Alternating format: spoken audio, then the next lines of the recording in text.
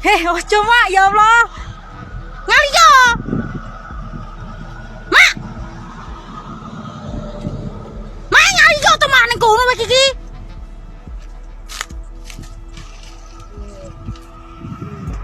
Keberanian seorang emak-emak mengusir ular kobra viral di media sosial. Video itu diunggah akun Instagram @andreli_48, Jumat, tanggal 14 Januari tahun 2022. Terlihat dalam video, seekor ular berada di pinggiran sawah. Lalu, ada seorang emak-emak yang mendekati ular tersebut dengan tujuan mengusir.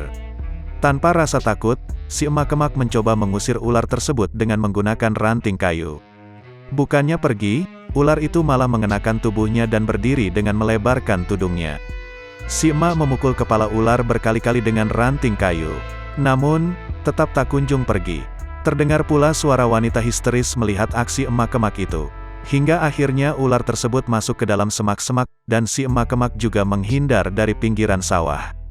Warganet begitu salut dengan aksi berbahaya tersebut, meski waspada karena bisa saja ular kobra itu tiba-tiba menerkam.